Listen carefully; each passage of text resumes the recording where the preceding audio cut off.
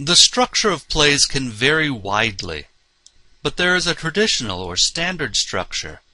We're going to use this standard structure to help define the terms on page 12 in your textbook. Traditionally, plays start without much happening. It is a normal day in the world of the play. I'm going to represent this situation with a simple horizontal line. During this section of the play, we learn who many of the characters are, where they exist, and their relationships with each other. We learn about events which happened before the start of the play that are important to our understanding of the play. All this information is called exposition. Exposition can happen at any time during a play. For instance, it must happen whenever a new character is introduced, even if this character is introduced late in the play. But the majority of the exposition happens right at the start. Another term to describe this section of the play is stasis. Stasis means a state or condition in which there is no action or progress. In other words, a normal day. Something then intrudes on this stable situation. This is commonly referred to as the point of attack, or the intrusion. It is at this moment that the main character, referred to as the protagonist, makes a decision to fight for something. This is when the action of the play truly starts. Whatever opposes the protagonist, whatever stands in the way of the protagonist getting what they are fighting for, is the antagonist. This is usually a person, but it can be a thing. For purposes of clarity, let's imagine a simple play. The play starts with an old farmer and his beautiful daughter. They work hard but are in debt to the local bank. Living next door to the old farmer is a handsome young farmer.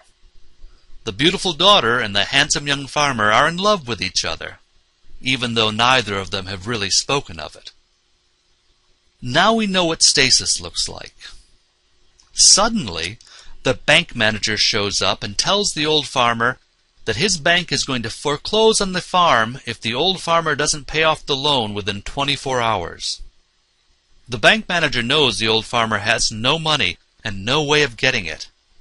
So the bank manager says he is willing to make the whole mess disappear if the beautiful daughter marries him. This is the point of attack or intrusion. At this point, the young farmer decides to fight for the old farmer and his beautiful daughter with the ultimate dream of winning the beautiful daughter's hand in marriage. The young farmer is therefore the protagonist, or the hero of the play. And what stands in the way of him is the bank manager. The bank manager, therefore, is the antagonist of this play. This fight is represented by this rising line. It relates to the rising action of the play. Along the way, the young farmer runs into many minor crises. These crises are called complications. In our imagined play, these might be the young farmer going to talk to the bank manager, but being thrown out of the bank, or the bank manager sending thugs to beat up the young farmer. The young farmer finding the money to pay off the loan, but the bank manager kidnapping the beautiful daughter and tying her to the train tracks, trying to force her to agree to marry him. Each complication is a setback, but the young farmer continues to fight. This is represented by this rising but jagged line. Finally, there is a scene where the young farmer shoots or scares off the bank manager and saves the beautiful daughter from the rapidly approaching train. This is the moment where the protagonist, the young farmer, gets or doesn't get what he's fighting for. This moment is the climax of the play. In our story, the young farmer has saved the old farmer's farm, and because of this, the beautiful daughter wants to marry him. Let me be clear about this. At the moment of the climax of the play, it doesn't matter whether the protagonist gets what they're fighting for or doesn't get what they're fighting for.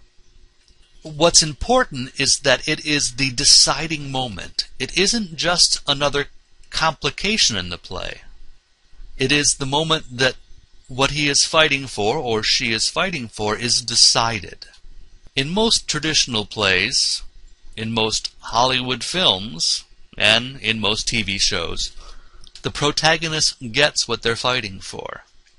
In many more interesting plays, many foreign films, the protagonist doesn't get what they're fighting for. Naturally, since I'm a bit of a art-sakist, I like when the protagonist doesn't get what they're fighting for. Now, I don't like complete defeat. What I like is that the protagonist doesn't get what they're fighting for, but realizes they didn't really want it all along. But back to our story. Traditionally, after the climax, the action drops off quickly. This part of the play is normally referred to as the resolution or the denouement. It is during this period that loose plot ends are tied up, and we get a glimpse of what the new stasis looks like. In our imagined play, the farms are going to be combined and everyone is going to live happily ever after. This new stasis is significantly different from the stasis at the beginning of the play. This new stasis could be the start of a new play. This is the format for many sequels. The stasis at the end of Star Wars defines the stasis at the beginning of The Empire Strikes Back. And the stasis at the end of The Empire Strikes Back is the stasis at the beginning of The Return of the Jedi. No, you don't have to watch those films in order to understand this class, but it will probably not be the last time I refer to them. On the lower half of page 12, there are also the terms story and plot. These two terms are often and incorrectly interchanged. Let's use the drawing to help explain them. This drawing represents the entire play that the audience sees. The curtain rises here, and the curtain comes down here. Everything between these 2 points is the plot. Everything the audience sees is the plot. The plot, however, is not the whole story. During the plot, the audience learns about things that happened before the first moment of the play, and they learn about things that happen off stage, out of their view, things that aren't visible to the audience. These elements of the play comprise the story. In our imagined play, we probably learned about what happened to the mother of the beautiful daughter. She may have died many years before. We don't see it happening, so it's part of the story, not part of the plot. We may also learn that the bank manager sent thugs to burn the farmer's crop. We don't see it happening, so it's part of the story. The 2 remaining terms on page 12 are character and theme. We can't really use the drawing to help explain these. But the characters were created to best carry out the plot of the play. The playwright could have created any characters, but he or she felt these characters would best help him tell the plot. The plot of the play was created to best communicate the theme of the play to the audience. The theme being the central idea the playwright has in mind. In our imagined play, the playwright may have been working on the theme of good versus evil, or powerful versus meek, or simply the struggles of mankind in the wild, wild West. It is possible the playwright didn't have a specific theme in mind when they wrote the play, but a theme exists nonetheless, probably more than one. While writing, the subconscious mind asserts the theme even if the playwright's conscious mind doesn't. The playwright Sam Shepard, who won the Pulitzer Prize for his play Buried Child, claims he doesn't write on themes at all. However, if you read 3 or 4 of his plays, you quickly see this simply isn't true. For instance, the themes of the loss of the American dream and the disintegration of the American family are in nearly every one of his works.